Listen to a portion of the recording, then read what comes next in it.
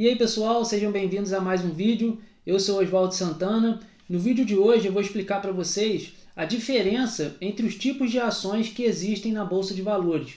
A gente tem as ações ordinárias, preferenciais e também temos as units. E eu vou explicar tudo nesse vídeo qual que é a principal diferença entre esses tipos de ações. Quando a gente começa nesse mundo, nesse universo dos investimentos, a gente vê ali uma diferença no código da ação quando a gente vai comprar. Tem ali o número 3, o número 4 e também o número 11 no final do código da ação. E eu vou explicar para vocês nesse vídeo o que significa esses números e qual que é a diferença desse tipo de ação. Beleza, pessoal? E antes da gente começar esse conteúdo, eu gostaria de pedir a sua ajuda. Se você gosta do nosso conteúdo, toda semana a gente está postando aqui conteúdo sobre educação financeira, investimentos. Se você está gostando, não esqueça de deixar o seu like. Se você ainda não for inscrito também, é só se inscrever nesse botão vermelho logo aqui abaixo do vídeo. E antes de explicar para vocês a diferença específica de cada tipo de ação, é importante eu explicar também de onde que vem essa diferença, por que existe isso. Quando uma empresa vai abrir o capital na bolsa, vai vender ali parte do seu capital para os investidores da bolsa, ela pode escolher diferentes níveis de segmento que ela vai se encaixar. Isso é até um tema para outro vídeo que eu vou gravar mais para frente, onde eu vou explicar os diferentes níveis de segmento. Os principais são o nível 1, nível 2 e o novo mercado, que é o mais forte em termos de governança corporativa. Então, quando a empresa ela vai abrir o seu capital, ela pode escolher qual nível de segmento que ela vai vender as suas ações. E aí, de acordo com o segmento que ela escolhe, ela pode emitir essas ações e vender para os investidores na Bolsa de Valores. Então, por exemplo, no novo mercado, que é o mais alto grau de governança corporativa, a empresa ela só pode negociar as ações ordinárias, que eu vou explicar mais para frente o que significa. No nível 2, ela já pode ter as ações ordinárias, mas também pode ter ações preferenciais, que são um pouco diferentes no contexto. Então é por isso que existe essa diferença, esses tipos de ações que existem, porque são baseados no segmento de listagem que a empresa abre o seu capital. E para a gente começar, eu vou explicar para vocês o que são as ações ordinárias, que tem o número 3 no final ali do tickerzinho da ação. Quando você vai escolher uma empresa, você coloca ali o código e sempre tem um número depois do código. As ações ordinárias, elas possuem o código 3, Então, por exemplo, a gente tem Itaú, ITUB3, o Banco Bradesco, por exemplo, as ações ordinárias são negociadas com o código BBDC3 e assim sucessivamente. Cada empresa possui ali o seu código e o 3 é o que serve para todos para identificar que aquilo ali é uma ação ordinária. E qual que é a principal diferença da ação ordinária para as outras duas? A principal diferença é que se você compra essas ações, você tem principalmente o direito de participar das assembleias da empresa, Você tem direito a voto nas assembleias. É claro que para a gente, que é investidor comum, que possui poucas quantidades de ações, isso não impacta tanto, Mas você tem ali o direito de dar o seu voto em assembleias, você recebe a convocação geralmente pelo e-mail, a corretora que você utiliza também pode enviar uma notificação e aí você vai ler ali o que está se tratando na assembleia e pode dar o seu voto.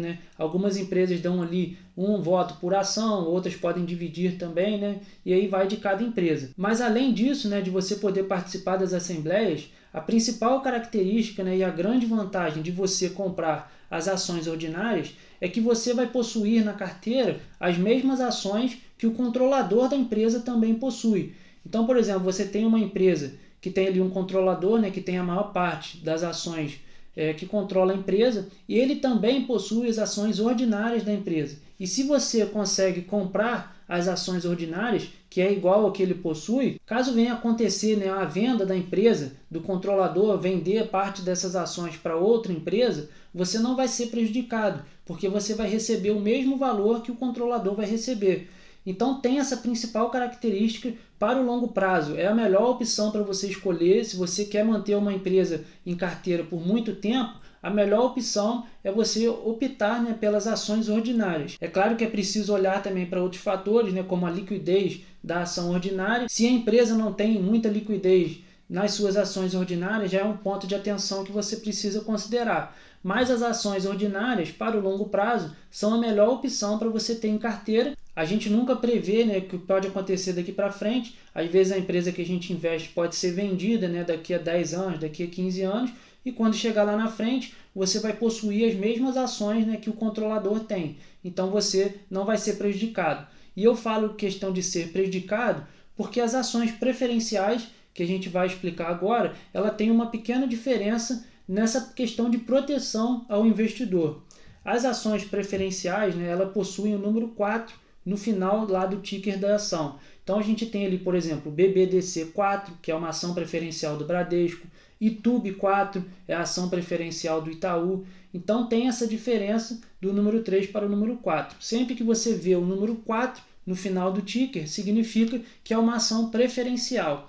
E a ação preferencial da empresa, ela não é a mesma, né, do controlador. Então, se você compra a ação preferencial, você precisa analisar um outro indicador que é o Tag Along. O Tag Along ele é um indicador de proteção ao investidor. Quando uma empresa ela emite uma ação preferencial e dá 100% de Tag Along, isso significa que em caso de troca de controle, ela vai pagar 100% do valor que você tem direito. Existem algumas empresas, né, por exemplo, o Banco Bradesco, ele é listado, né, no nível 2 de segmento dele.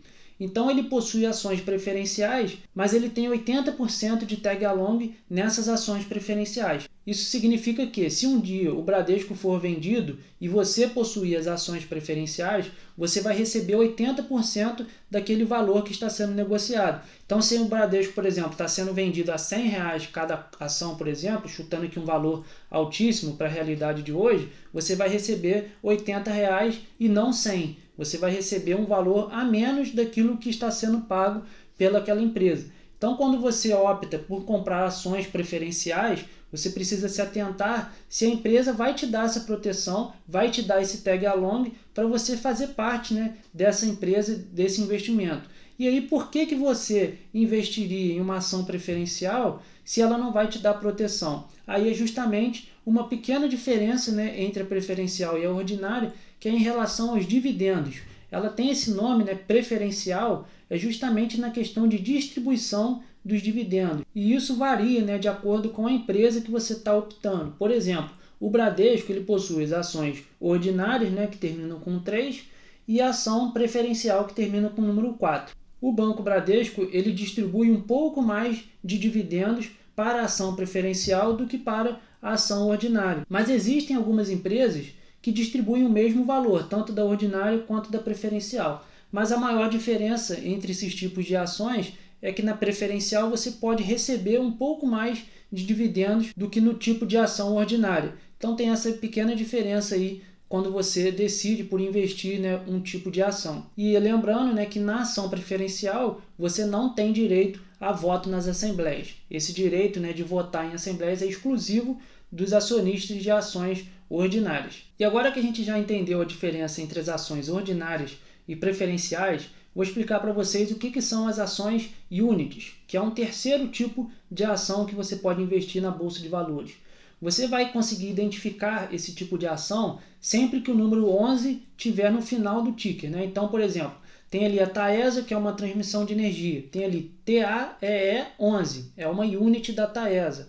O Santander, né, o Banco Santander, ele também possui ações units. Então tem ali SAMB11 para indicar, né, que são as ações units do Banco Santander. O Banco Inter também possui ações units, né? Ele negocia essas units na Bolsa de Valores. Então tem ali BID11. Sempre que tiver o número 11, você sabe que são ações units. E as empresas, né, criam esses pacotes, né, essas units, também como forma de não diminuir, né, não ter diluição nas ações ordinárias. Então vai ter uma diferença ali de acordo com a empresa. Vou colocar na tela aqui para vocês uma listagem que é do site da B3, né, a Bolsa Brasileira. Ela tem ali a listagem de todas as empresas que possuem ações units. Você pode consultar também no site direto da B3. Essas empresas possuem as ações units. E aí vai depender, né, da empresa, a quantidade de ações, né, que ela vai determinar ali para as units. E ao comprar, né, uma unit, você está levando 2 tipos de ações que existem aí da empresa. Essa é a principal diferença das units para as ações ordinárias e preferenciais. É como se fosse uma cesta, né, de ações. Você ali somaria esse valor e pagaria em uma unit. Então, para a gente resumir, né, as ações ordinárias, elas vão te dar direito a voto e também você vai ter a mesma ação que o controlador possui. Na ação preferencial você pode ter uma pequena preferência no recebimento de dividendos, porém você não possui a mesma ação do controlador. E as units você vai comprar uma cesta de ações dependendo da composição de cada empresa que ela define. Beleza, pessoal? Muito obrigado por terem assistido esse vídeo e um grande abraço. Até a próxima!